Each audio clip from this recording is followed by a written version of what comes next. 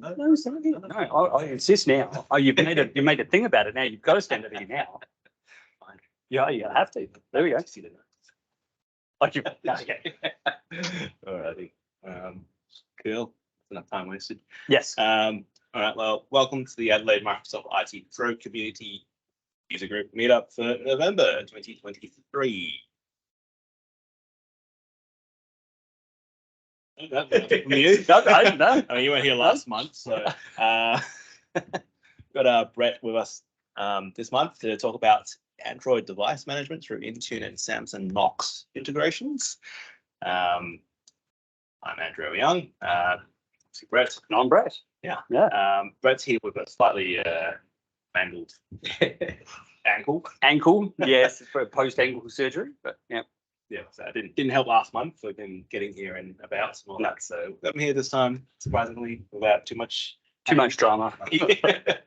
Alrighty. Just a quick welcome to the country. So we meet on the traditional lands of the Ghana people, where their rich culture and deep connection to the land has flourished for countless generations. We acknowledge and pay our respects to the elders past, present, and emerging for their custodianship and wisdom that guides us on this journey of shared understanding and reconciliation. Housekeeping for our audience. Toilets through the door, first right, and then lifts and stairs in case of an emergency. We meet over there on the parklands. You went to my slide intentionally left blank. All right, we'll go straight into it. So yes, it's November. It's also Movember. It's the 20th year that they've done it, and it's the 12th year that I'm doing it. So feel free to support men's health, mental wellness, I guess, prostate and testicular cancer awareness, and quality of life. Yes, quality of life of those who are diagnosed or recovering from those said cancers. So you can donate through my page, or you can donate through my team page. So I'm teamed up with the Canon Business Services / Satellite Solutions team in Adelaide / Perth. Didn't mention last month, but I've changed roles in both places. But yes, if you donate through either of those links, QR codes rather.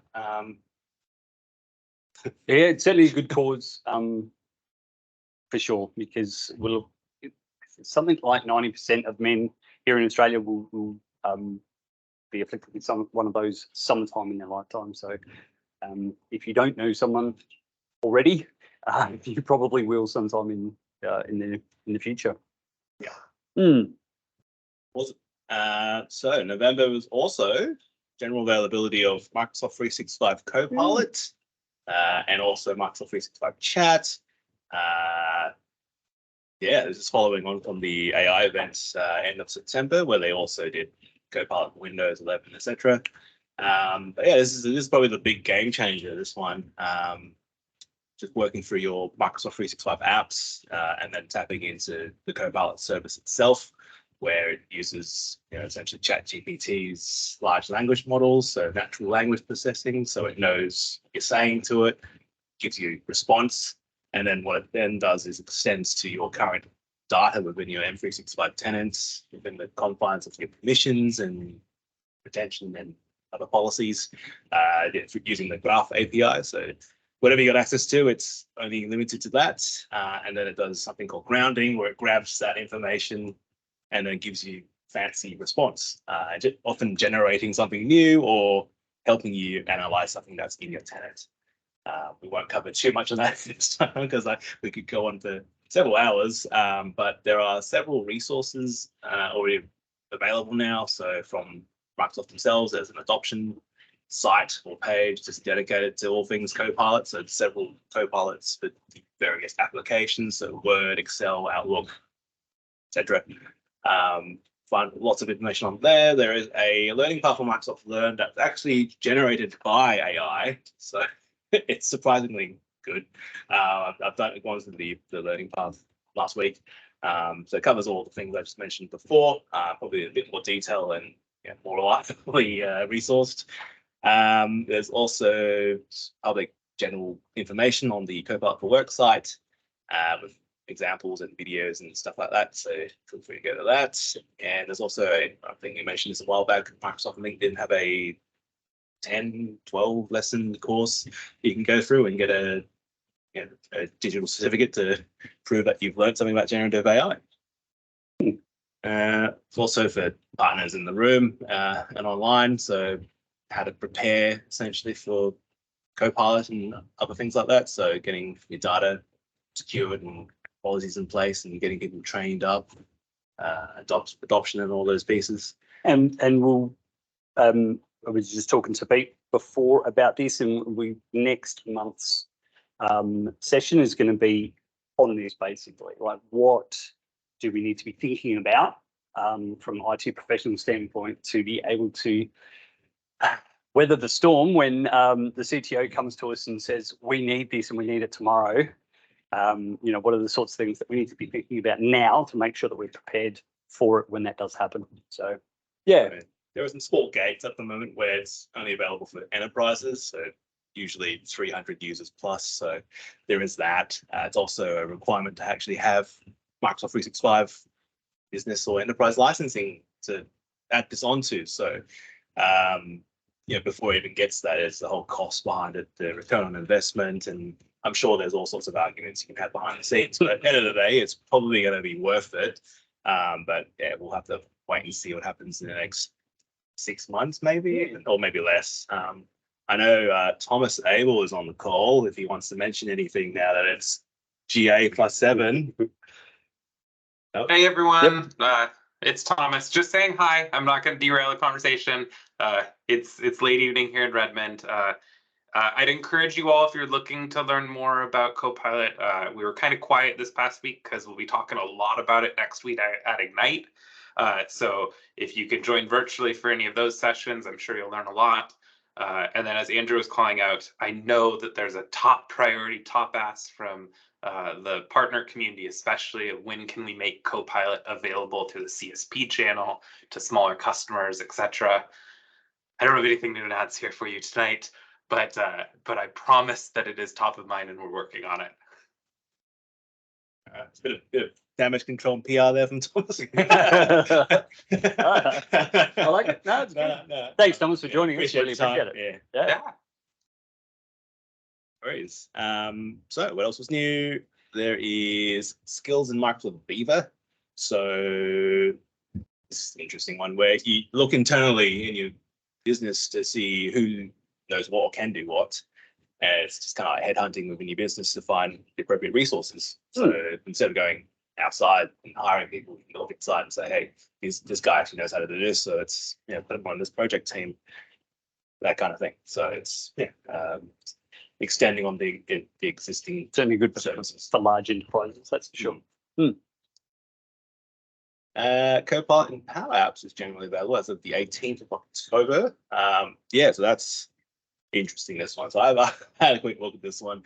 The results were kind of lacking, but seeing other people's demonstrations, it looked cool. Like you tell it, hey, I want an app to do this or that, or make it happen. So it kind of does. It creates an app, a Canvas app for you, and then you go in and you say, I want to make these changes to it. It didn't want to make my labels turn from blue to red, so stating that it wasn't a Power App thing, or I was asking too much of it. So I've kind of backburned that for now. I'll revisit that. But yeah, there's also Copilot and the rest of the Power Platform as well. So automate, virtual agents, etc.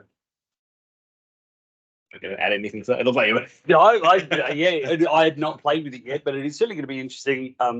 Being into Power Apps and Power Automate and so forth, to be able to use Copilot in those flows, basically, to be able to take information from wherever you're getting it, from an email that's coming in, whatever, and then passing that through AI with your information inside your organization to be able to generate responses or other things is going to be really powerful as well. So yeah, I think this is where a lot of organizations are going to get a lot of power out of Copilot is how to automate a bunch of tasks inside their business.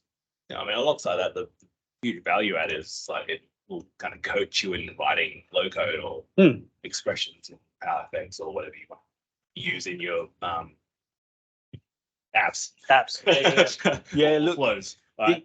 So even if you don't know, it will help you or guide you to getting the right kind of thing to put in there, and it'll work eventually. And you can even give it like, here's my flow or whatever, make it work, or what should I fix up, and it tries its best. And even if it just gets you started in the right direction, you know, that can do a lot of the heavy lifting, which is good. Yeah.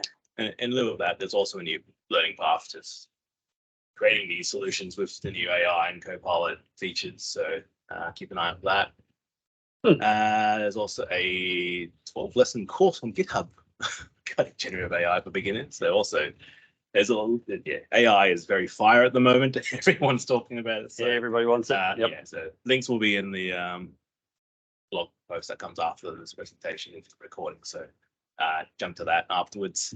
If you heard, I think it was last month, right? So Microsoft investing $5 billion dues in Australia's cloud infrastructures and AI stuff. So apparently they're partnering with TAFE New South Wales to do a data center campus, and potentially we'll get more data centers around Australia. I know Perth is sorely waiting a data center, considering they're quite far from the eastern seaboard. I suppose we wouldn't mind one here locally as well, right? Yeah.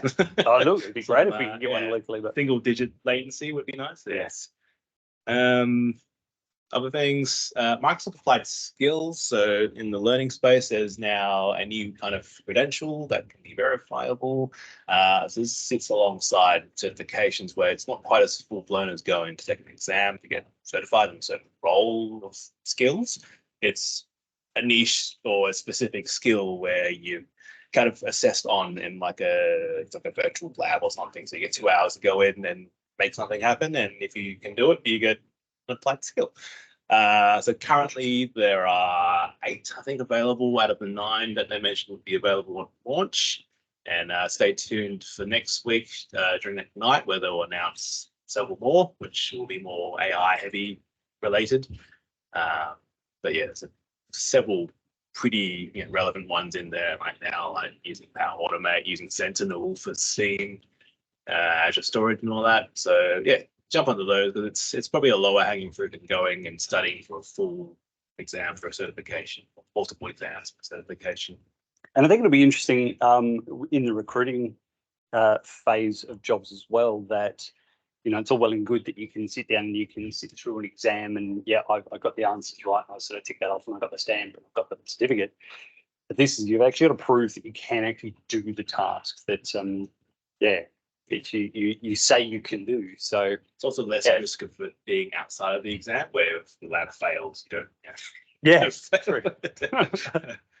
And it's online, it's free, it's on demand. So if you fail it, do it again, and if you fail again, wait a week or so, and then keep doing it until you pass. Okay. Yeah, it's true. Pretty much. And it's the same line of if you have got a certification and it needs to be renewed, it's an online assessment. Yep. And speaking of, I neglected to do one, so that hurts. Yeah. So make sure you do them. You get 6 months notice to do them, and I kind of left at last minute, and very last minute. Moving on. So what's retiring? There's a few things in that list there. I don't know if there's anything too exciting there. That's all Nothing coming too dramatic. Coming pretty soon. Mostly Gen 1 and classic services. Start migrating to Gen 2 and modern. Leaving extended support or servicing, as they call it in the modern policy. We've kept that first line there. So in case you missed it, Server 2012 and R2 kind of died off at the start of last month. So make sure you move to something more recent. Yep. And even then, what is it, 2022, I think was the most recently supported one. So check your upgrade paths and all that. There is a path directly from 2012 R2 up to 2022. So you can do it if you need to, but if you're still running on a server with Server 2012 or 2012 R2 on it, you're running it because it is running a legacy system. It is time to really think about. Well, it's past the time to be thinking about that. You just got to pull the trigger on it and get away from 2012 as soon as possible. I mean, they'll still give you some kind of safety net where if you migrate it to Azure, you've got up to maybe 4 years of extended security updates, but Yeah, you're kind of running a thin line there. Yeah, no. There's a bunch of other stuff in there. Nothing too exciting. It's just different versions. There were several Windows 10. No, it's scrapped it really. 7 builds, like 21 page. Oh, this is only for the next 6 months. Yeah. So instead of having a whole page of what's going to be cancelled out the next year, but be wary that the Windows 10 is also I forget what they're called. The life cycles, deprecation builds. The builds are dying. I don't know. Yep. So, and some config manager out there as well. So if you've not been updating your config manager, I mean that's kind of what we're talking about today is moving away from config manager and over to Intune. Those sorts of pieces that are happening. But there are some people out there that are still running on some old versions of config manager. Good segue. Oh, what happened there? Mr. Delete. There's some local Microsoft communities. There's also some. Oh, we got rid of it. So every 65 Power Platform communities, I think, is a global one, but the rest of them should be more Adelaide-based and Australia-based as well. So catch those ones on Meetup and LinkedIn. Yep. What's coming? Oh, God damn it.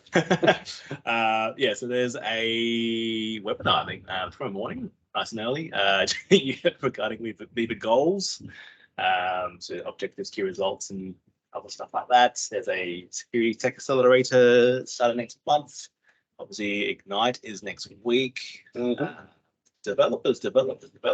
Adelaide is also next week. Stream retires in February, and Digital Workplace Conference in New Zealand end of Feb.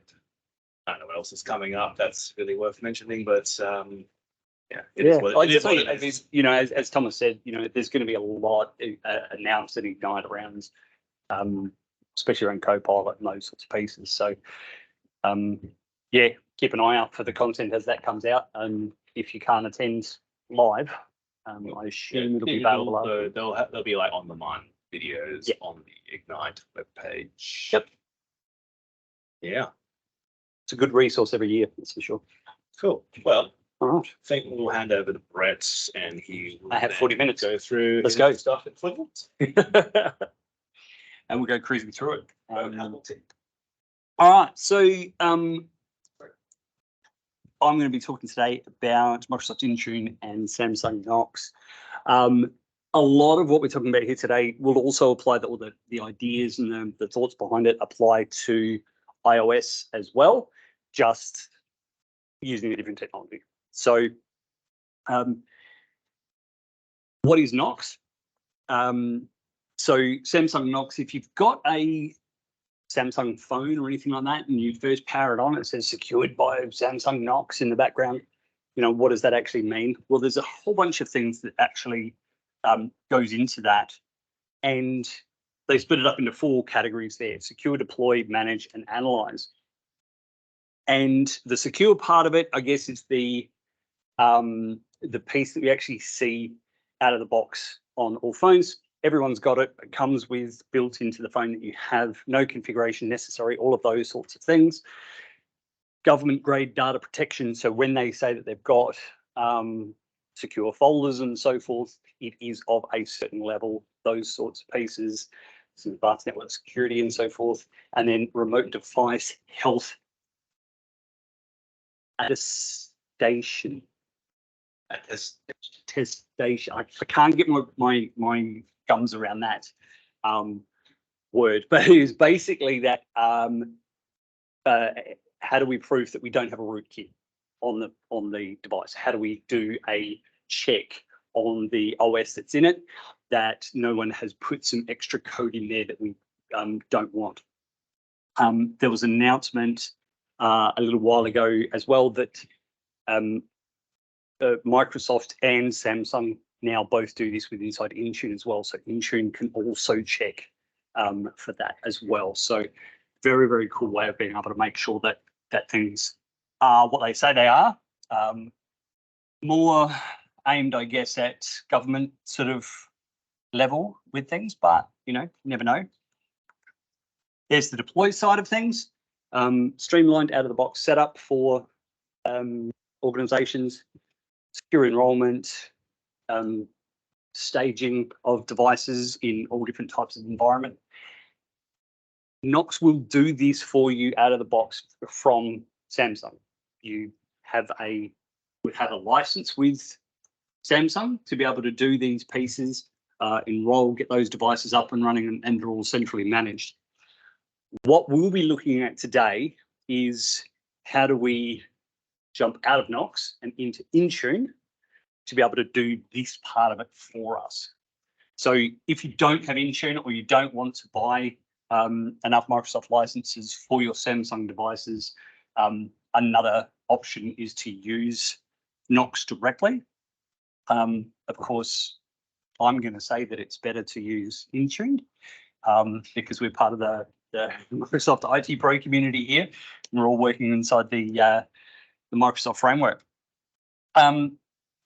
They then have their own MDM solution around that, so being able to control those devices directly, update management, policies, procedures, all the sorts of things that we would do inside Intune, we do from there as well. And then they have that analyze piece around things like battery management and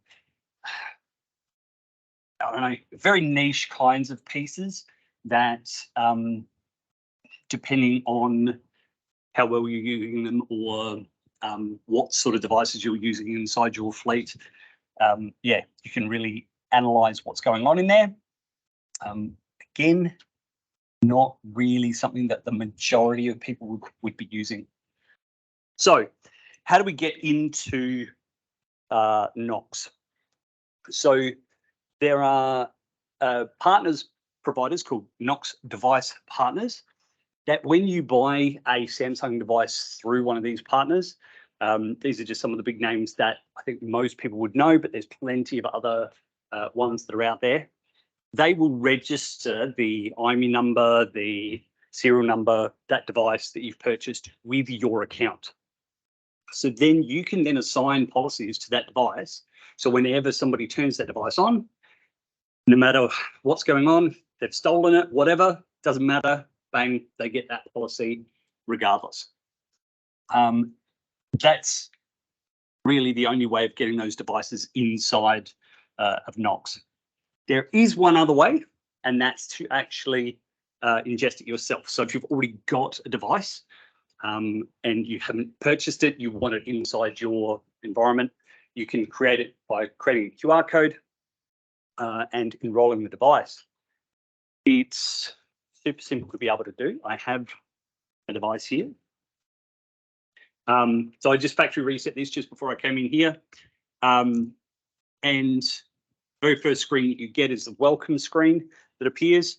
And if you draw a plus on the screen, while it's at that, it'll actually come up with I want to enroll this into things and how do I want to do it? And I can click on QR code. Hey, Exorcism going on. some exorcism, I know, right? And then it will scan the QR code. And I'm off and away. I can then add that to my profile to be able to bring that device inside Knox. Once I've got it inside Knox, I can then apply policies and so forth to it.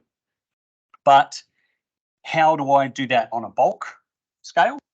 I can use something called the Knox deployment app. And that lets me have a device that can be the master. And then I can use Bluetooth, Wi-Fi Direct, NFC to enroll those devices and get them working on their policies before they're actually in use. It can then be done over the air. So if it has a SIM card, a device that one of these sorts of devices that actually has a SIM card already built into it, as soon as I turn it on, it has already phoned home and it is already connected. And then, of course, get those policies via Intune as well. So very, very cool as far as that's concerned. So if you walk into an office, literally put one device, your phone down, running that app, set up your Wi-Fi Direct, get out 50 machines around, turn them all on, and they would all stand up and talk through the Wi-Fi Direct or the Bluetooth connection or in the, as the picture shows there, just NFC, just being able to say, hey, this is how I want you to join, which is very cool as well. Once the device is inside Knox, so this is just my environment here, and this is that one device that appears there. That's my actual profile. Sorry, the device appears there under devices. I then have a profile that I can set on those policies. So I'm saying in this particular profile, I'm going to assign a whole bunch of policies to.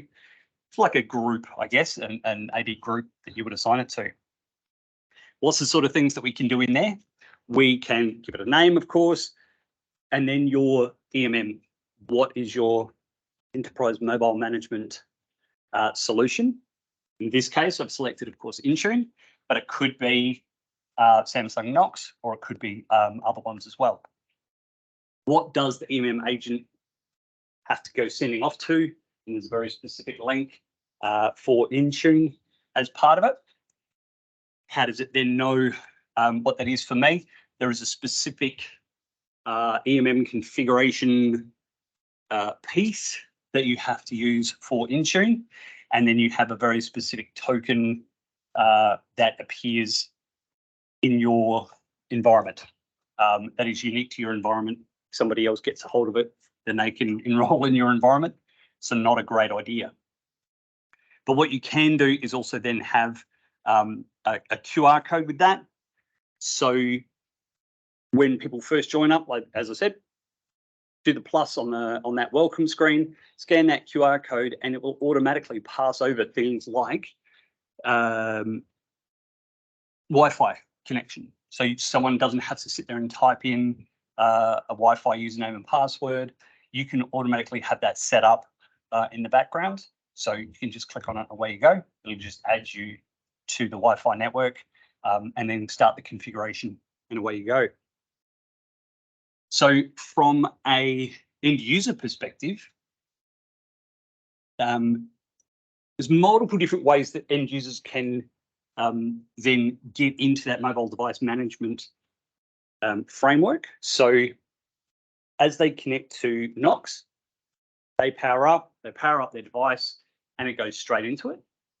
Or if you had a co-managed device, so it's a personal bring your own device sort of approach, they would get an invite to join your organization.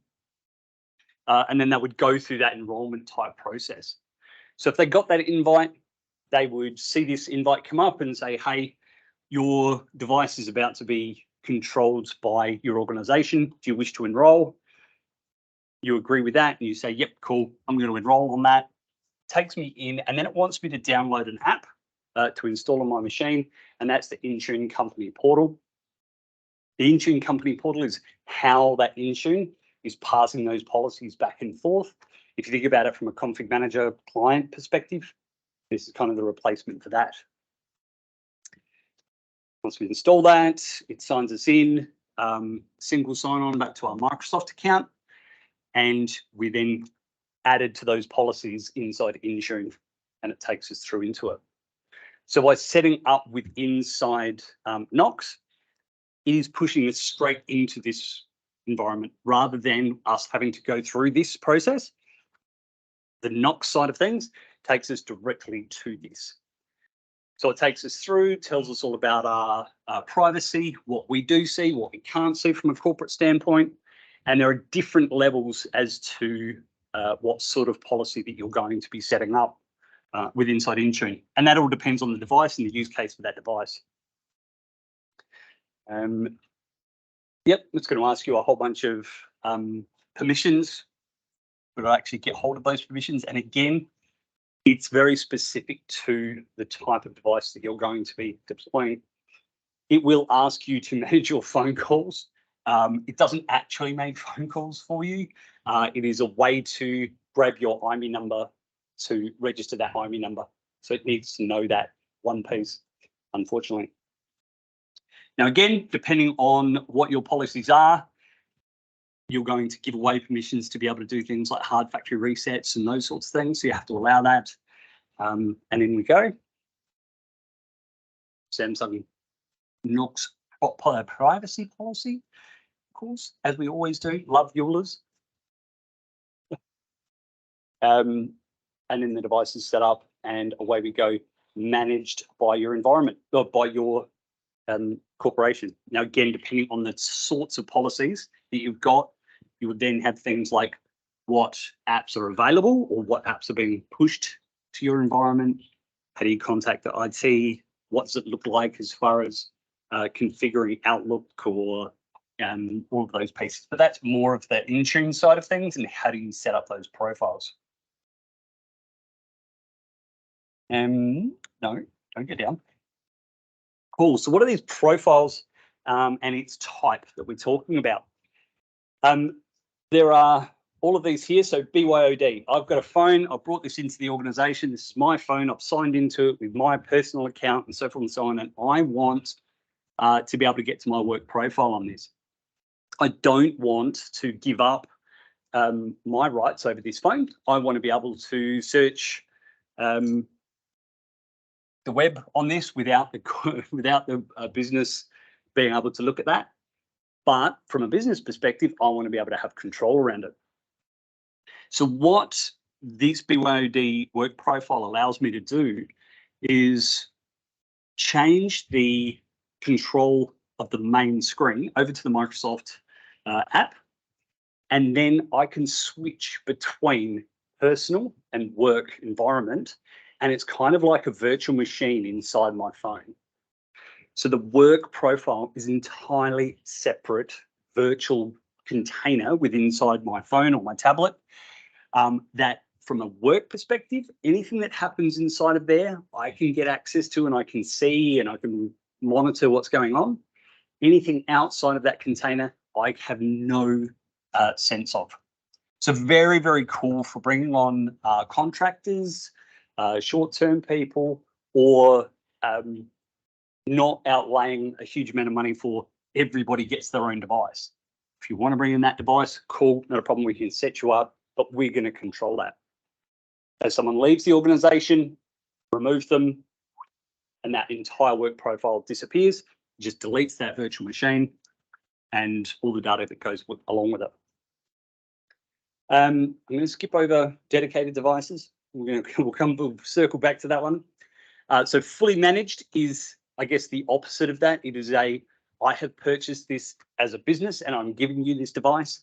Everything on it is going to be monitored, but it is for you. There it is. You log on to it, all of your account that's a part of it.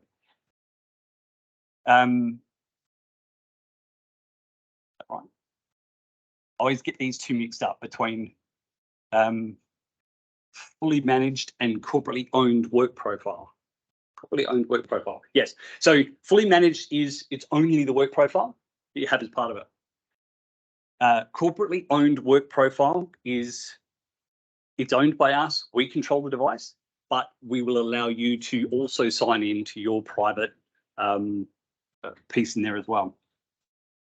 Then we have the open source project, which is things like room tablets and all sorts of other sorts of devices. If you ever go into get stuck behind one of those grocery pickers inside Coles that's going around doing all the online orders and they're parked their massive thing right in front of the one thing that you want to get. Sorry, I'm starting to get jaded there. Yeah, those sorts of devices are part of the open source project, so you can get a lot more control around very, very specific types of operating systems on these devices. Circling back to that dedicated device, the dedicated device is a userless device. So you don't log on to it with any of your credentials. There's no credentials that are associated with it. It is a kiosk mode device. So the sort of thing that you will see on a reception desk for being able to log on, mobile mechanics, being able to pick up a device, use it on something, putting it back down, walking away, somebody else pick up that same device, those sorts of things. A lot more control over what you can and cannot do with things, and you're trying to really keep that completely locked down. So this is where you manage that from within inside Intune. So creating those enrollments that you create. So you have, whether it's a dedicated device or a personally owned work profile and so forth. So you'll have multiple different types of enrollment depending on the types of device that you would need. It's not a one size fits all. Every single organization will have different needs. You may have different types of devices inside your organization. So you can have multiples of these sorts of enrollments that exist. So you take that enrollment, and at the back end of that is this is where it comes up with that token ID that we saw before inside Knox. So Knox is passing it on to Intune here and saying, hey, this specific token ID, grab it, enroll this device inside Intune into this profile. Okay. I can manually do this directly into this without having that. Again, by opening the main screen here and tapping 5 times on the screen, and then the QR code comes up. So I can now enroll that directly into here without having to wait for Knox or anything else to be able to take over. It's the equivalent of uploading the hardware hash for computers. Exactly. Yes. Yeah. So this is actually joining that. It'll pass on information like the IMEI number, serial number, all of those sorts of unique things that comes along with it. The only problem with this is the fact that if I've factory reset this device, it's then back to factory reset, and there's no way of linking this back again. Whereas using Knox, it phones home and says, I know you need to go here and part of this enrollment. So it's always locked into that cycle. And no matter what people do, try and obfuscate that, they can't. Okay. Yeah. So if you lose devices or have them taken away by other people, yeah, they can't use them for anything. And again, I've skipped back now to inside Knox, and you can see the token there. I've blacked that one out there because I don't want people joining my my profile inside Intune. But what we can also do is things like upload the root certificate for an environment, set up Wi-Fi, all of those sorts of things. So if you do have a root certificate inside your organization for deep packet inspection, all of those sorts of things, bang, hits that straight away. So right from the word go, you can get onto the corporate network. From there, those enrollments, you can then assign those devices to different configuration profiles. So whatever those configuration profiles look like, whether it's a Wi-Fi setup or an OEM config or device restrictions, trusted certificate, whatever those profiles then look like, you will have a heap of these inside your environment. These are just the Android ones. You would then have your Windows 10 ones, iOS, whatever else that you had within inside your organization. I haven't gone into any of these, setting up these sorts of profiles, any of those sorts of things.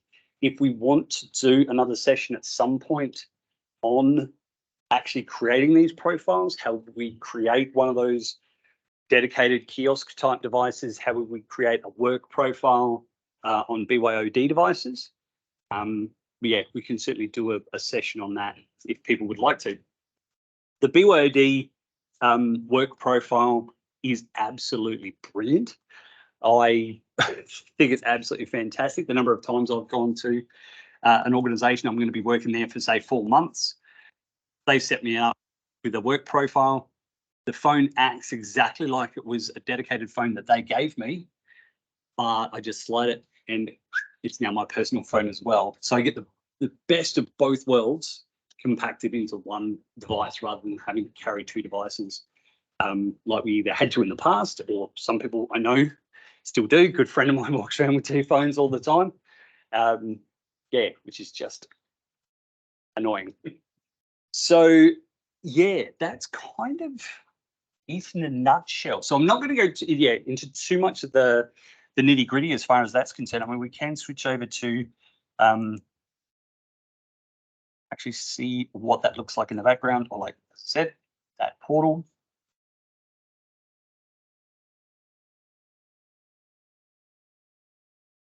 drag this way, this way. Just show me the whole screen.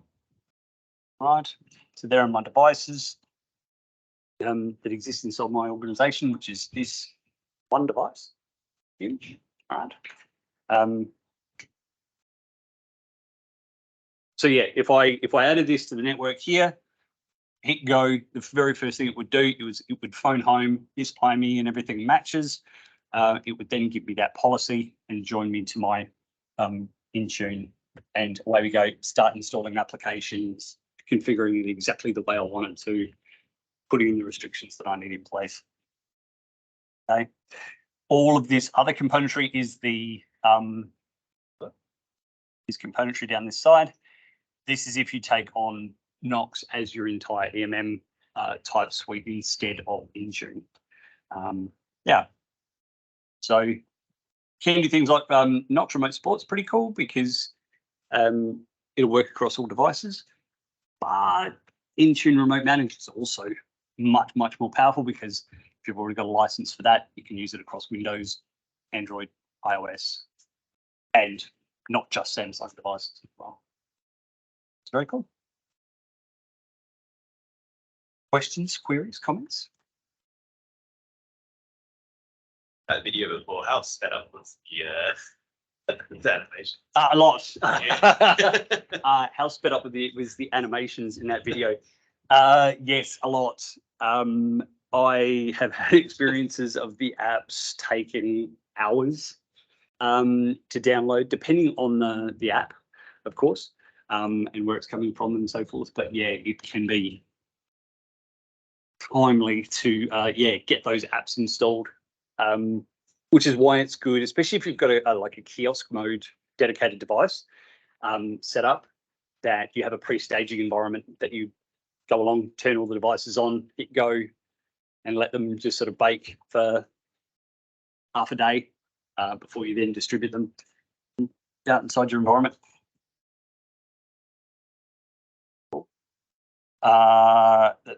That is the link to that video and so forth, but we'll add that to the blog post afterwards. And it was 4 minutes. I'm 4 minutes early. That's actually not too bad. I was expecting a lot more questions and queries and so forth, but you know, we've got some time now for anyone online there. If anyone's typed in any questions, no, cool. Online, but feel free to come off mute and ask for any questions regarding presentation or general room. If there's anything else information you'd like to find out more on. Yeah. We can just talk in between instead of fill space. Otherwise, we've got our socials up if you want to follow, reach out, connect, etc. You are the LinkedIn. I think that is. Yep. You've stripped the rest of it, so I can't tell. Yes, there's your LinkedIn QR. Yeah. Yep. Twitter X, blog site. Twitter X. That'll be where the show notes and recording will live. Yep. Next. I don't have a fancy cartoon on mine, but yes, well, that was a. But I'm much prettier, so it's okay. Pre generative AI days, so. Yeah. And pre-moustache, man. You really need to go back and pencil in a moustache. Moustache is very seasonal. The hair, on the other hand, that might be a bit of a tricky. Yeah. Do like the fancy QR code? The fancy QR code. I like the fancy QR code too. I thought it was very sexy.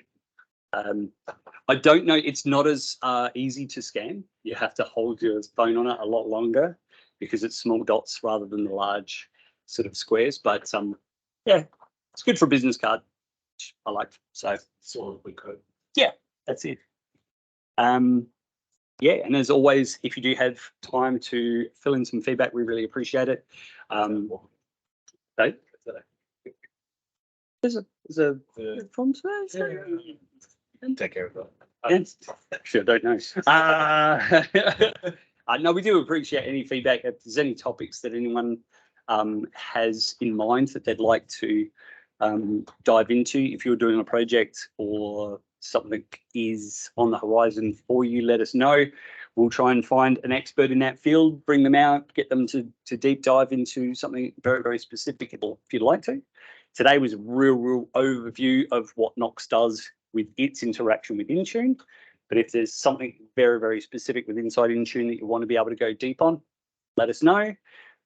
We're hoping to have Pete here next month talking about Copilot and AI and what are the sorts of things that we need to be aware of before we go headlong into AI inside our business, and what are some of the pitfalls that I guess aren't super obvious, but yeah, we need to be able to get ahead of.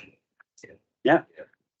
And if you have any managers or others who come to you and say, I just see these Ignite sessions or heard about these Ignite sessions about Copilot and that sort of thing, and how quickly can we get them into our organization, invite them along to the next session. Invite them along to the next session, because I'll make sure it's pitched not only at the IT pros, but those who might be giving the IT pros a hard time as well. Yeah, exactly. Yeah, the CFOs along as well. Yeah, the CFOs. Yeah, that's true. Yeah, and maybe the legal department. Yeah. Yeah. So it's gonna. I mean, it's going to be a topic that's going to be ongoing more and more and more. And now that it's generally available, and we'll see more and more of it come through. So it's perfect timing, especially with Ignite as early as next week. So yeah, in the meantime, practice with Big Chat Enterprise. Big Chat Enterprise. Yep. Yeah. Poor man's Copilot. Poor that comes included in your 365 licensing, depending on what type SKU you have. So it's similar things to what Bing Chat does, but it's a little more secure. And similarly, you've got paying for Chat GPT Plus. That's got like a bit of a protected mode as well happening versus the 3.5 free mode. So yeah, they keep updating that. So it's all similar parity. So we'll see some things. So yeah. All right. So yeah, keep an eye out for the announcement of next month's. And wait till Ignite happens first. Yeah. And yeah, we'll see you at the next one. Thank you. Thank you. Recording is being stopped. Thank you, Pete.